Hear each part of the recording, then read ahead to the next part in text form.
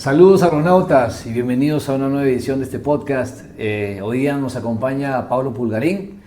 Él es un amigo colombiano, experto pues, en proyectos de desarrollo de financiamiento internacional y muy enfocado en una trayectoria en temas de biodiversidad, en proyectos vinculados a la agricultura sostenible.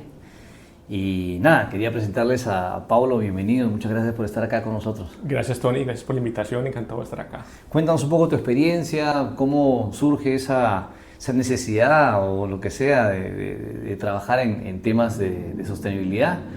¿Surge desde el comienzo o lo fuiste encontrando en el camino? ¿Cómo fue? Bueno, yo empecé con biología, estuve 20 años, digamos, viajando, explorando los bosques tropicales de otras partes, entonces siempre tuve una fascinación por los bosques.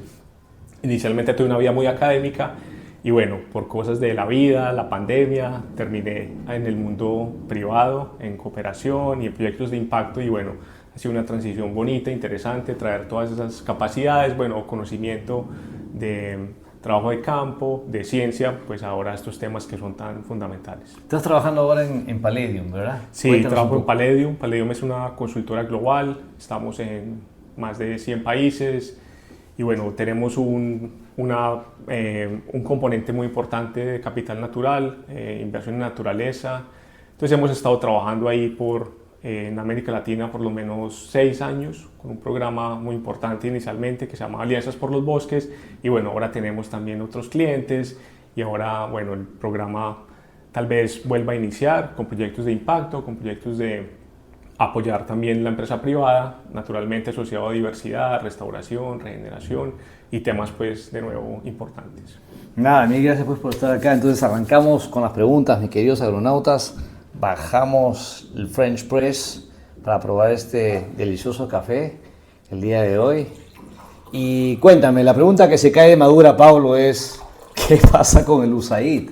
¿Qué pasó con este proyecto y este financiamiento de desarrollo global y billonario de Estados Unidos, que el día de hoy de cierta manera ha llegado a un fin abrupto?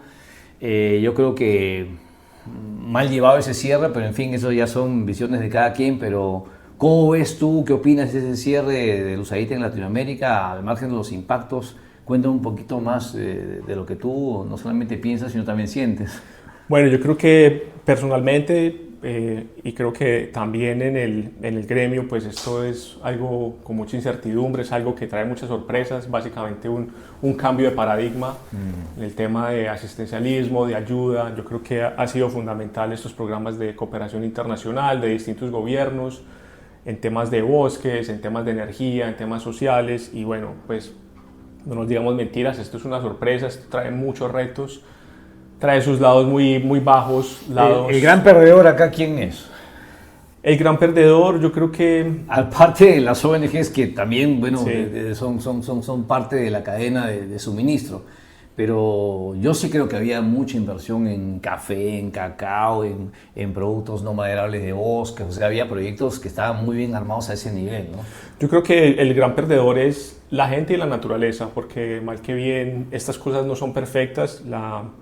La cooperación no es algo que traiga solución a todo, pero un arrebato tan inmediato de los procesos es lo que yo creo que es crítico. No el modelo, pero el arrebato de los procesos y esa parada, digamos, en seco de procesos que venían. ¿Consideras tú que el USAID era un líder en este tipo de proyectos y se ha ido ese líder y ahora otros tomarán ese liderazgo? Sí, digamos que en términos de monetarios, Colombia es el segundo país, por ejemplo, en América Latina que recibe fondos de USAID y mucha gente, muchos programas, muchas comunidades y bueno, temas de agricultura y bosques dependían de eso y habían venido trabajando, entonces claramente, bueno, es un pedazo de dinero importante que salió y que ahora necesita venir de algún lado.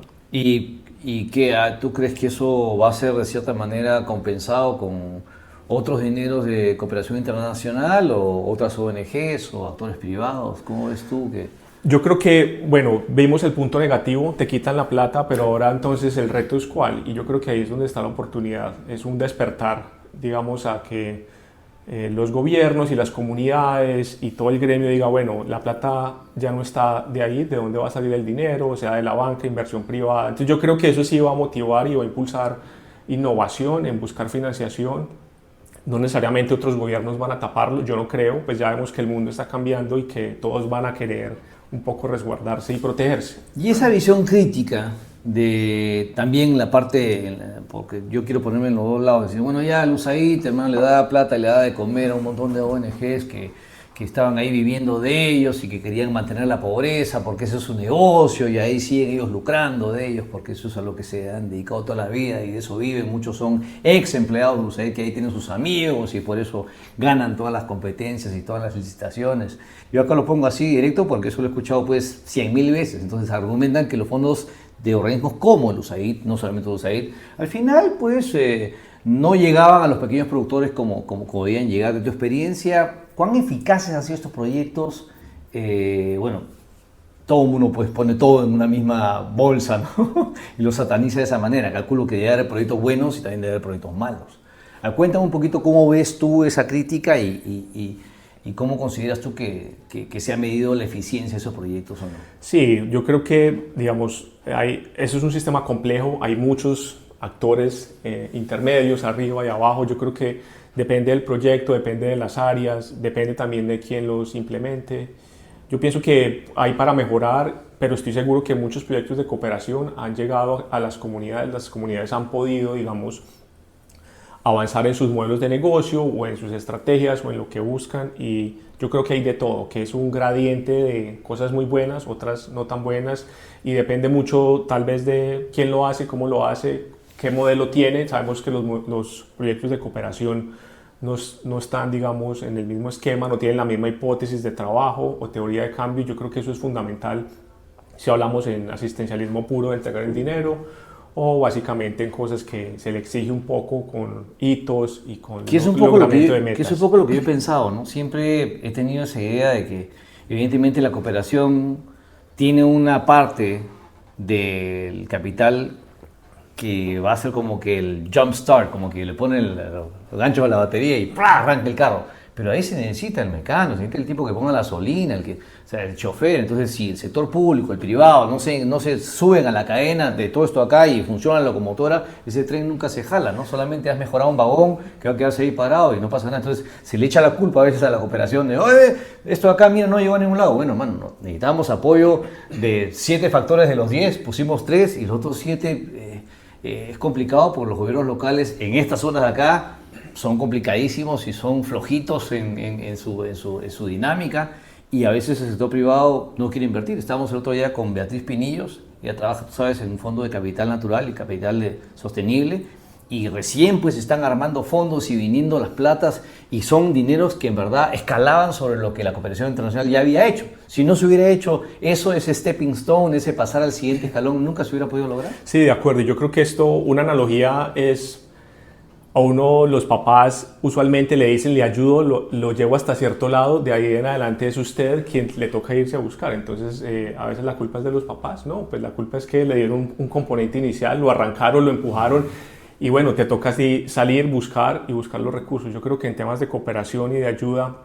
incluso de capital del sector privado que inicia, si tú no te mueves, si no te espabilas, pues no vas a ir adelante. Yo creo que en ese caso vale la pena resaltar que es un proceso largo, que son procesos complejos, pero que definitivamente necesitan de muchos actores, y salir del esquema del asistencialismo y el apadrinamiento, porque son cortos. Incluso había proyectos, me acuerdo de la GTZ, no solamente y del gobierno suizo, del gobierno del Reino Unido, que capacitaban también a los gobiernos locales, ¿no? Mucho en las municipalidades, en los gobiernos regionales, para que tengan capacidades para poder pues complementar lo que la cooperación hacía en el campo.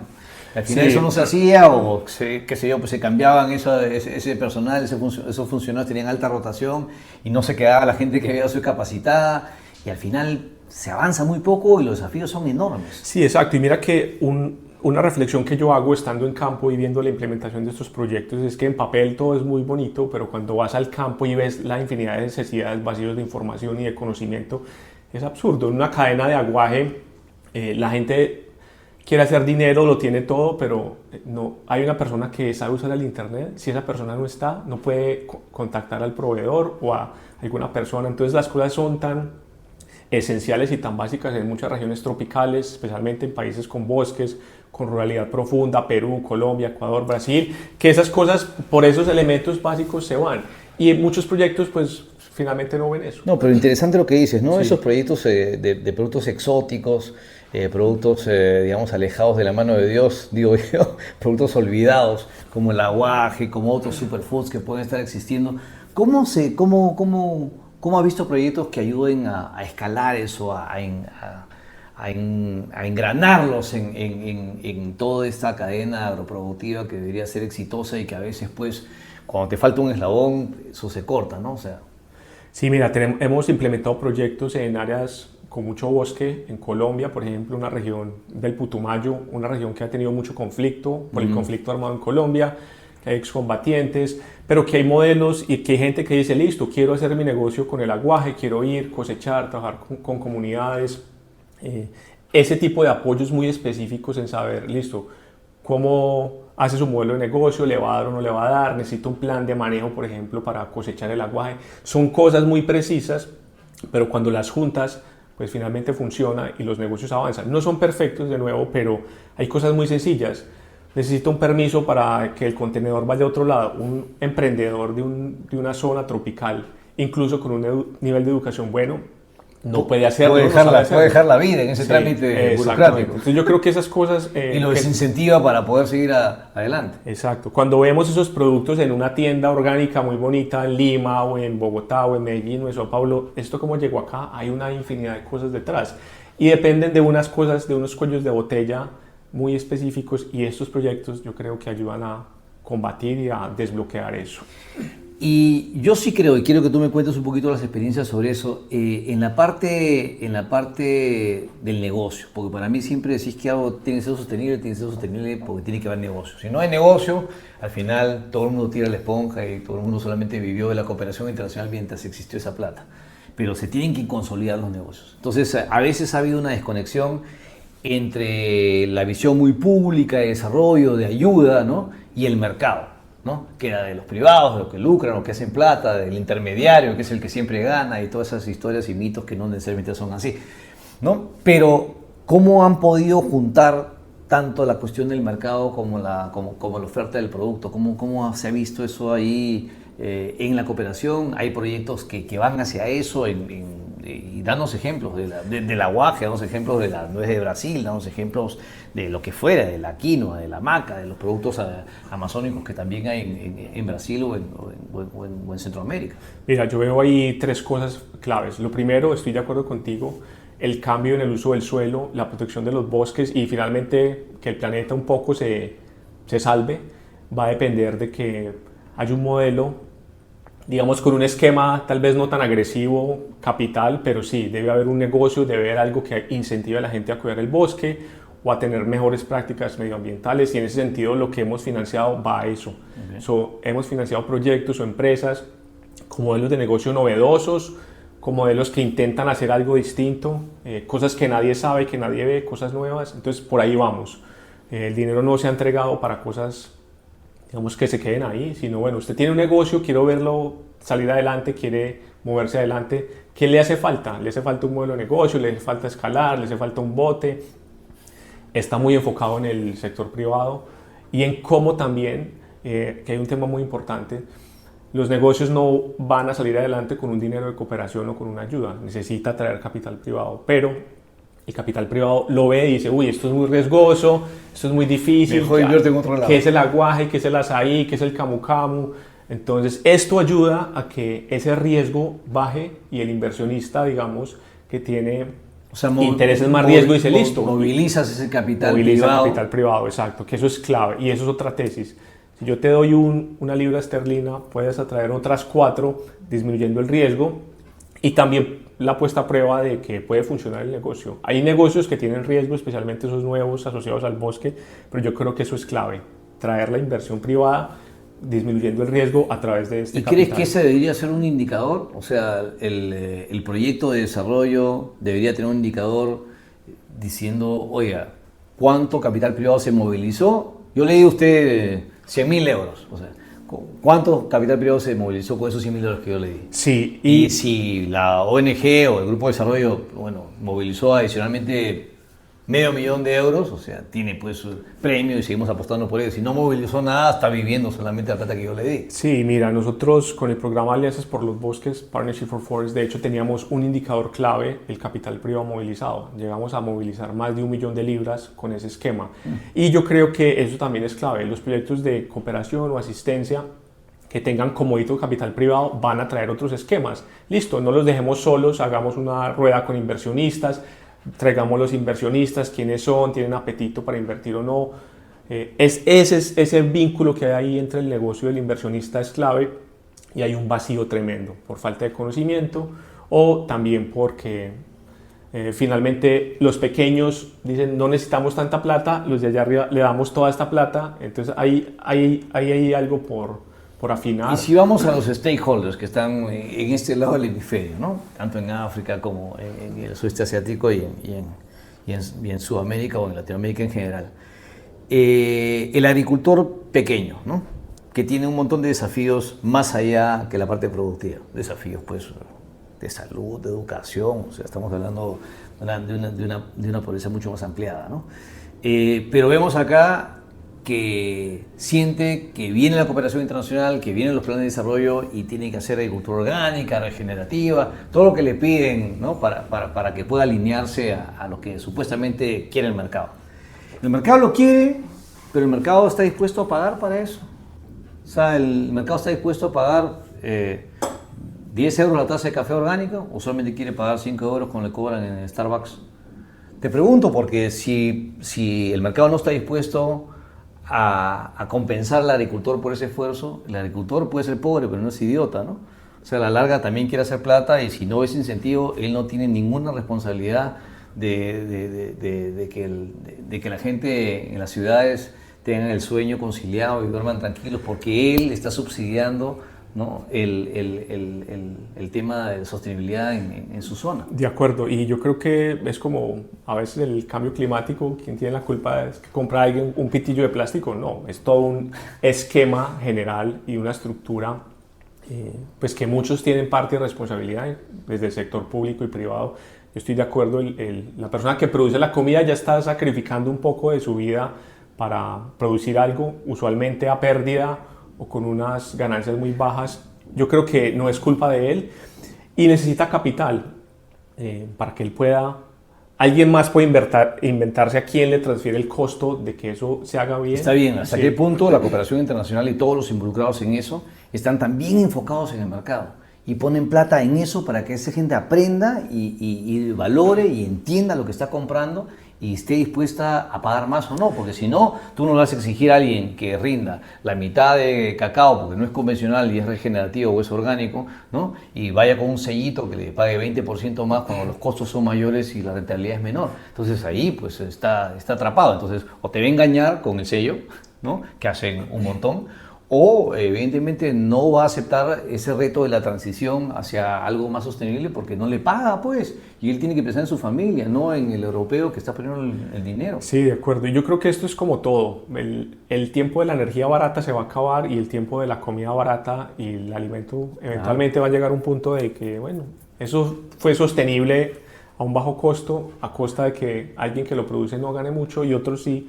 Yo creo que ahí está el reto también de cómo generar un modelo económico distinto que valore un poco más a la gente, pero también a la naturaleza y a la comida. Los sistemas agroalimentarios están en crisis, han estado baratos, se producen a gran escala, pero a expensa de alguien va a terminar pagando eso. Bueno, todos lo estamos pagando, entonces creo que es un reto grande y no es una cosa aislada, creo que es un reto pues, de la humanidad. ¿Y cómo ves tú ahora las relaciones con los gobiernos? ¿Los gobiernos están evaluando esta ayuda internacional que está desapareciendo, por ejemplo, del lado de Estados Unidos? O sea, ¿cómo van a reaccionar hacia eso? ¿Cómo has visto tú, en general, los proyectos que están viendo en Latinoamérica? Me imagino que han sufrido, pero ¿cómo actúa desde el punto de vista público para contrarrestar esta falta de interés en todo caso? Mira, yo creo que específicamente Colombia, Perú y Brasil están ahí como despertando de la cachetada. Yo no creo que estén todavía listos para ver, pero lo que sí te puedo contar es que Colombia y este gobierno pues ha dedicado mucho esfuerzo a plan de desarrollo que incluye el medio ambiente y el desarrollo como bioeconomía y otros elementos. Claro, el biocomercio, ¿no? Si eso va a implementarse y si el capital para que eso ocurra va a salir, eso ya es otro reto. Hay que preguntarle al ministro de Hacienda, pero yo creo que no, pues todo el mundo está ahí como mareado. Sí, todavía, y ¿no? eventualmente pues Y, sí y hay como una... pregunta clave, ¿qué propuestas concretas consideras más efectivas para esa transformación, lo que vemos en la actualidad y el desarrollo agrícola más sostenible, qué sé yo? ¿Qué cosas se necesita? Aparte de los capitales privados, aparte de la cooperación internacional. Calculo que es una cuestión muy compleja, pero ¿qué cosas propondrías tú como mecanismos, como estructuras, como estrategias, como modelos que funcionan o que pueden funcionar? Sí, mira, yo creo que un punto clave es descentralizar las políticas que ayudan al agro o a los productos forestales no madeраbles, por ejemplo, que salgan adelante. Entonces, cuando tú te vas al inicio de la cadena, ves que hay una cantidad de temas regulatorios, operacionales, eso no funciona y ahí queda. Y no es fácil de resolver. En Perú, por ejemplo, es un tema duro el tema de la propiedad de la tierra, si se puede usar o no con vocación agrícola. Hay una cantidad de cosas y yo creo que si esos temas se resuelven a nivel local y regional, en términos de política o transferencia de dinero, puede funcionar. ¿Tienes un ejemplo claro de algo que tú hayas visto desde muy chico en cooperativas, en asociaciones de productores, metidos en el bosque, y que después hayas visto en una tienda o en internet y te hayas sentido orgulloso de decir, mira, finalmente esto acá se logró, ¿no? O sea, están acá, no ganarán mucha plata, pero les ha cambiado la vida, les ha cambiado la autoestima, saben que su producto vale, que va hasta allá. ¿Hay una historia así que nos puedas contar? Sí, te voy a contar una historia más general. Colombia está dividido, tiene 32 departamentos y cada una tiene una corporación autónoma que gobierna el tema ambiental. Hay una en la Amazonía que se llama Corpo Amazonía, que tenía unos funcionarios un poco, digamos, visionarios, y ellos, en vez de dedicarse al tema de madera, de ganar dinero aquí y allá, pues se han volcado todo a sacar permisos y a hacer protocolos de uso de no maderables. Y ahora ves por lo menos 120 iniciativas en el Putumayo y en la Amazonía que están ligadas a eso. Entonces, sí se puede, porque han visto la oportunidad de, en vez de estar en temas regulatorios, que por qué cortó un árbol aquí y allá, pues se han volcado a ver que las necesidades de la gente son temas económicos, la gente quiere salir adelante, quiere emprender, pero no tiene cómo. Entonces es un ejemplo muy claro de que una decisión de una corporación a ponerse en temas regulatorios y de cuellos de botella y a solventarlos puede ayudar. Ahora ves desde Ajís, bueno, son negocios serios, pues no son mermeladas solamente, pero va para allá y yo creo que eso le cala a las comunidades y a las cooperativas y si eso, digamos, escala y estalla, pues puede ser un referente. ¿Tú estás de acuerdo en pensar que para proteger este bosque hay que ser eficiente en los negocios sostenibles que rodean el bosque? Porque el pequeño productor, por su necesidad, ¿cómo se llama? El shifting cultivation, ¿no? Que va entrando al bosque poco a poco porque su tierra le empieza a dejar de dar, porque está muy erosionada, porque ya no tiene la rentabilidad que tenía, ¿no? Y va comiéndose el bosque poco a poco y hay que hacer negocios afuera, en las fronteras, en esos límites. Sí, no, yo creo que si el agricultor tiene otras formas, es más eficiente en sus cultivos, tiene más asistencia técnica, tiene más acceso, por ejemplo, a financiación, a un crédito con tasas de interés más bajos, tiene algo con que más maniobrar, creo que esa presión en el bosque va a disminuir.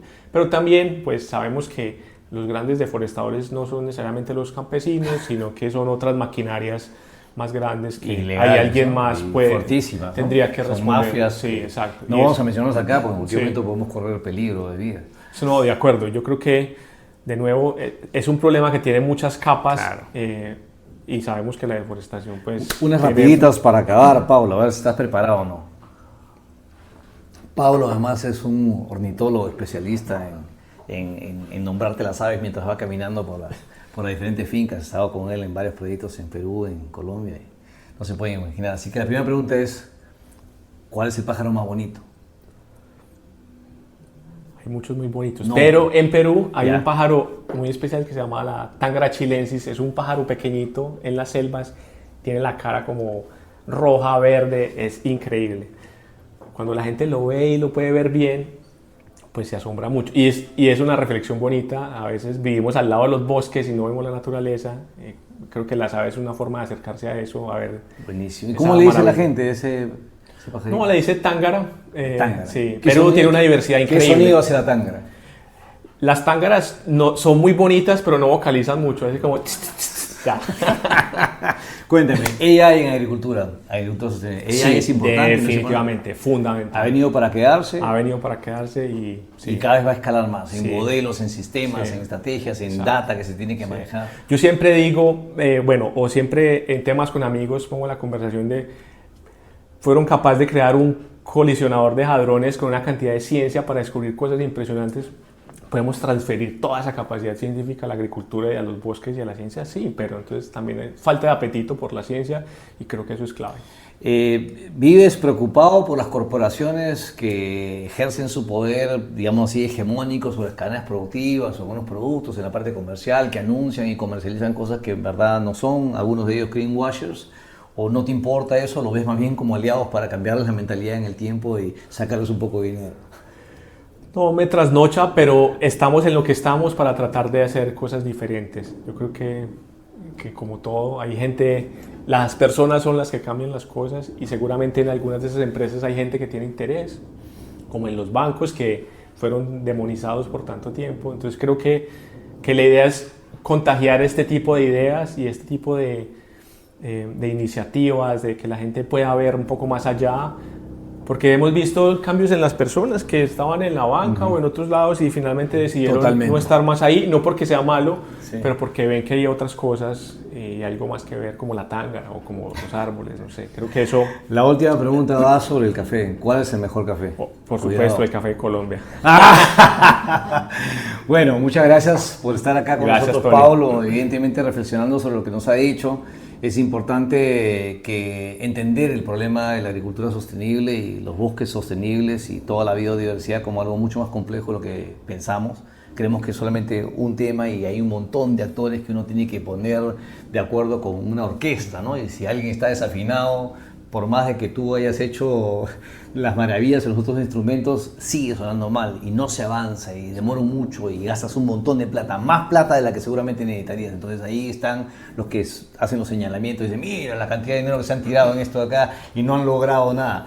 Ese no han logrado nada es un montón de fundamentos, un montón de gente capacitada que después van a ser emprendedores, que después van a traer fondos de capital de impacto y capital natural y se pueden ahí generar estos desarrollos. Por eso, evidentemente, es una pena lo que ha pasado con USAID. Creo que, bueno, está de ellos tomar esa decisión. Más que nada, la manera como ha pasado es más compleja todavía que el dinero en sí, porque el dinero siempre se puede reemplazar.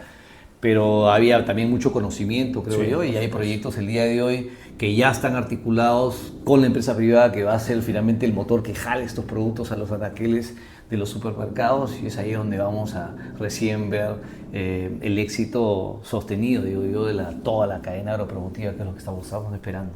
Nada, una vez más, gracias. Y gracias. Te dejo acá con unas palabras finales. No, me encanta que esté pasando el podcast. Creo que es necesario, que la gente ahora está muy deseosa y con mucho apetito de aprender, entonces felicitaciones y para adelante. Listo, muchas gracias, agronautas. Ya nos vemos entonces. Bye.